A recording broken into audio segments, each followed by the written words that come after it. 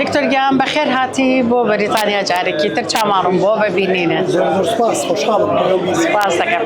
دکتۆر ئەمڕۆ چۆنە هاتی بۆ ئێرە؟ ئەم ئێڤنتە چۆن ئەبینی؟ ئێمە لەسەر میوانداری کۆمەڵگەی کوردی لە بەریتانیا و لەیبەر هاتی بۆ ئێرە بەلامەوە گرنگ بوو کە بە تایبەتی لە ئیستاە کورد پێویستی بە یەکخستن و ڕێخستنی ئیرادە و وتار و سەری کۆکەرەوە هەیە. پێویستمان بە دیالۆگێکی ناوخۆی و مەنەلۆجێک لەگەڵ خۆمان لە ناوخۆی خۆمان هەیە. جا لە ڕەوەندی کوردی بێ لە پارچەکانی کوردستان بێ کاتی ئەوەیە کە قسەکانمان ئامانجەکانمان استراتیژی ئیرادەمان یەک بخەین ڕێک بخەین پێش بخەین سەر بخەین بۆ ئەو هاتی بۆ ئێرە. وای کرد کە دەرفەتی ئەوەشە بێ ئەمڕۆ ئەو خۆپیشاندانەی کە کوردانی بەریتانیا لە وەردە ماڵی سەرۆکی ئەنجومەنی وەزیرانی شانشینی یەکگرتووە ڕێکیان خستن بەشدار بین بۆی هەمومان یەکگرتووی خۆمان پیشان بین بەرامبەر ئێستا و ئایندەی کورد و هەموو دنیا ئاگادار بکەینەوە لەوەی کە پێویستە بێباک نەبن بەرامبەر مافەکانی کورد بێخەمانە مامەڵە لەگەڵ نەتەوای نەکەن، لەگەڵ خاکەکەی نەکەن، لەگەڵ خەڵکەکەی نەکەن. و ئێستاش لە ئێوارەی ئەمڕۆوە گوێمان لە کوردان لە هەموو شوێنەکانی دنیاوە ئەبێ بۆ ئەوەی ئەم قسەکردانە تەنیا قسە نەبێ بەڵکو وتارەکانیان یەک بە وتارەکانمان یەک بکەین، تەنیا مژن و فژن نەبێ بێ بە ئەکشنێک بە هەموو دنیا بڵێن ئێمە ئاشتیمانەوێ، ئاسایشمانەوێ، ئابووریەکی لەنگەرگرتومانەوێ، گەشەکردنمانەوێ، سەقامگیری و ئاسایشمانەوێ و میلەتان بە ئارامی و بەلێبوردەیی بتوانن بەیەکەوە بژین. کێشەی وزە، کێشەی کەمبوونەوەی ئاو تێکچوونی ژینگە، کەمبوونەوەی زەویە کشت و کاڵەکانی بەرەمە خۆراکیەکان، تێکچوونی ڕێڕەوی بازرگانی کە جەنگێکی جیهانی ڕانەگەرانە دروست کردووە لە وڵاتەکەی ئێمە دەرفەتن. ئێمە توانین بەشێک بین لە چارەسەر نەکبین بە بەشێک لە کێشەکان چ لەسەر ئاستی ناوخۆیی، چ لەسەر ئاستی ناوچەیی، چ لەسەر ئاستی نێودەوڵەتی.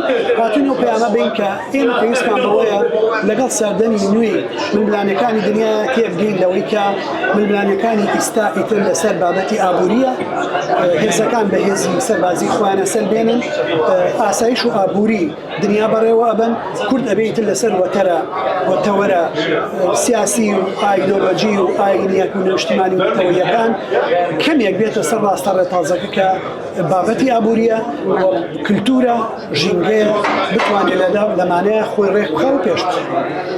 زۆر سپاس. دکتۆر تا چەندێ گرنگە بۆ کۆمەڵی کوردی یا کۆمەڵگەی کوردی چ لە بەریتانیا بێ لە هەر شوێنێ بێ بۆی بتوانن لۆپیەکی کوردی بەکە دروست بکەن؟ تا چەندێ گرنگە بۆ ئێمەی کورد؟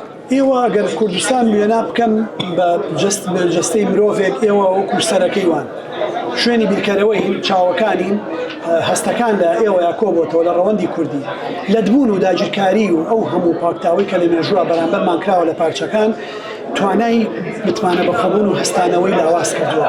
بەڵام ئێوە کە تێکەڵی ئەم کولتورە بوون، ئەم فەرهەنگە بوون، هێر ڕێگاکان لای ئێوە ڕوونترن، لەسەرەوە سەیری بارودۆخەکانەکەن، بۆیە نابێ بەو گیانەی کە لەوێ خەریکی پەرتەوازەبوون و ڕەتکردنەوەی یەکترین، قبوڵ نەکردنی یەکترین، یەکتر سڕینەوەن پاکتاوکردنی یەکترین.